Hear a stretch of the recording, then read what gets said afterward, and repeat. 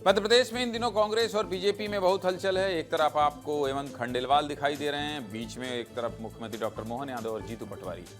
और मध्य प्रदेश कांग्रेस और बीजेपी दोनों ही पार्टियों में हलचल है, इसलिए दोनों ही पार्टियों की खबर दिखा देते हैं। मध्य प्रदेश की राजनीति में इन दिनों थोड़ी सी जो आवागमन आने जाने का सिलसिला है वो तेज हो गया है। कहाँ? दिल्ली। हलचल क्यों है? क्योंकि कांग्रेस और बीजेपी दोनों पार्टी के नेता बार बार दिल्ली जा रहे हैं।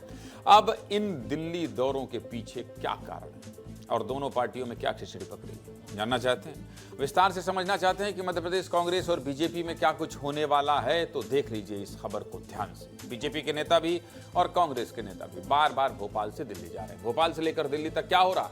मीटिंग चल रही है। दिल्ली में बड़े बड़े नेताओं से मुलाकात हो रही है। अब दिल्ली क्यों जा रहे हैं आप तो जानते हैं। दिल्ली में क्या होता है? दिल्ली में राष्ट्रीय नेतृत्व बीजेपी हो या कांग्रेस, दोनों ही दल के बैठते हैं और यही पता लगाने की कोशिश हमने भी की है। एक एक करके दोनों पार्टियों के बारे में आपको बता देते हैं। पहले बात भारतीय जनता पार्टी की कर लेते हैं। बीजेपी को मध्य प्रदेश में निगम मंडलों में क्या करना है? नियुक्ति करनी है। पिछले कई महीनों से ये नियुक्ति कहां है? अटकी हुई।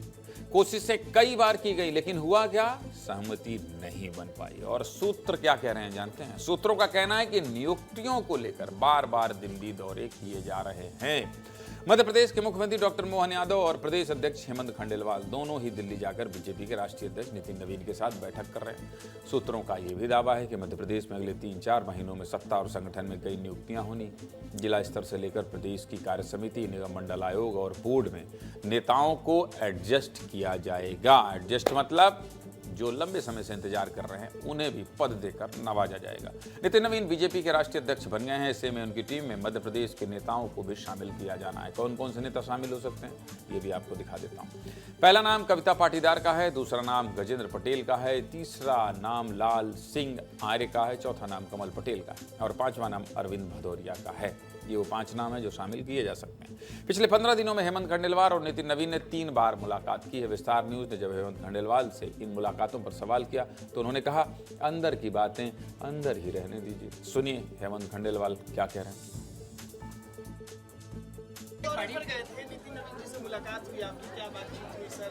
अंदर की बात है, संगठन की बात है, अंदर ही रहना। अंदर की बात है, संगठन की बात है, अंदर ही रहना। मध्य प्रदेश बीजेपी अध्यक्ष कह रहे हैं कि अंदर की बात है। बात तो सही है, लेकिन हेमंत खंडेलवाल के बयान से ये तो कंफर्म हो गया है कि कुछ तो खिचड़ी पक रही है। और सूत्रों का दावा है कि जिन नेताओं को निगम मंडल में नियुक्ति मिलने वाली है उनके नामों की सूची बना ली गई है और उनके जिलों में से खुफिया रिपोर्ट आला कमान ने मांग ली है। सूत्र ये भी बताते हैं कि संघ की विचारधारा वाले नेताओं के साथ ही मुख्यमंत्री की पसंद को प्राथमिकता दी जाएगी। खैर, ये तो हुई बीजेपी की बात। अब कांग्रेस में क्या चल रहा है ये भी आपको दिखा देता हूं। कांग्रेस महासचिव केसी वेणुगोपाल ने 15 दिनों के भीतर जिला कार्यकारिणी का गठन पूरा करने के निर्देश दिए, जिसकी डेडलाइन है 20 फरवरी। और हाईकमान ने यह भी कहा है कि बड़े जिलों में 55 सदस्य की कार्यकारिणी होगी और छोटे जिलों में 35 सदस्यों की कार्यकारिणी बनेगी। लेकिन दिक्कत क्या जानते हैं? दिक्कत यह है कि मध्य प्रदेश कांग्रेस में अलग अलग गुटों को बैलेंस करने के लिए बड़ी बड़ी कार्यकारिणी बनाने की परंपरा है। 30 जनवरी को मध्य प्रदेश कांग्रेस ने कुछ जिलों के कार्यकारिणी सूची जारी की थी। इन जिलों में नई गाइडलाइन से ज्यादा सदस्य नियुक्त कर दिए गए। कहीं पर 250 सदस्य थे तो कहीं पर 200 सदस्यों की कार्यकारिणी बना दी गई थी, जो हाईकमान के आदेश के बिल्कुल उलट था। किस जिले में कितने सदस्य नियुक्त किए गए थे ये भी आपको दिखा देता हूँ। छिंदवाड़ा जिले में करीब 240 सदस्यों की कार्यकारिणी बना दी गई थी, जबकि सागर जिले में 150 सदस्यों की सूची बनाई गई। मऊगंज जैसे छोटे जिले में, मैं तो वहीं का हूँ, अभी जिला बना है, 40 सदस्य नियुक्त कर दिए गए थे। भोपाल शहर की कार्यकारिणी में 106 और भोपाल ग्रामीण की कार्यकारिणी में 85 सदस्य बनाए गए थे, जो कि हाई कमान की गाइडलाइन से काफी ज्यादा है। और मामला यहीं पर फंसा हुआ है। इस मामले पर कांग्रेस नेताओं ने क्या कहा, सुनिए।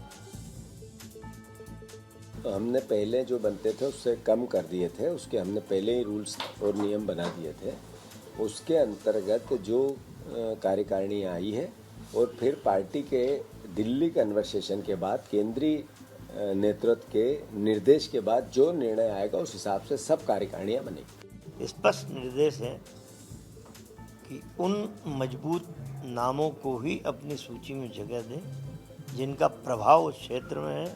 और बात सही है कि जंबो कार्यकारिणी बना देने से कोई महान काम नहीं हो जाता। लिमिटेड कम लोगों की बने तो उनका रिकग्नाइजेशन भी होता है। इसके अलावा मध्य प्रदेश में कांग्रेस प्रवक्ताओं की नियुक्ति भी की जानी है और ये नियुक्ति कैसे होगी? टैलेंट हंट के जरिए। इसके लिए 11 सदस्यीय समिति का गठन किया गया। अध्यक्ष मुकेश नायक को बनाया गया। राजनीतिक पंडितों का मानना है कि बीजेपी और कांग्रेस में चल रही हलचल इस बात का संकेत है कि आने वाले दिनों में दोनों के संगठन में बड़े बदलाव हो सकते हैं। मीटिंगों से नए अध्यक्ष आए हैं, नितिन नवीन जी, वो भी अपनी लेवल पर तो बहुत ज़्यादा कोई कॉल ले नहीं सकते, कोई निर्णय कर नहीं सकते। जो भी पार्टी के 2 शीर्ष नेताओं को तय करना है उसी के बाद होगा। तो इस जो देरी हो रही है वो पार्टी का नया नेतृत्व है, राष्ट्रीय नेतृत्व, उसके कारण भी हो रही है। समन्वय का काम जीतू पटवारी को करना है, बड़े नेताओं को नहीं करना। जब आप अध्यक्ष होते हैं, जब आप लीडर होते हैं, तो लीडर की जिम्मेदारी है सबको साथ लेकर चलने की। तो वो कहीं ना कहीं गैप है, इसी को लेकर वो बार बार कांग्रेस का जो हाईकमान है उनको बुला रहा है। कयास बहुत सारे हैं और सभी कयासों के जवाब आपको बताने की कोशिश की। पूरी खबर आपको बता दिया हूं, बीजेपी और कांग्रेस का सारा समीकरण आपको समझा दिया हूं।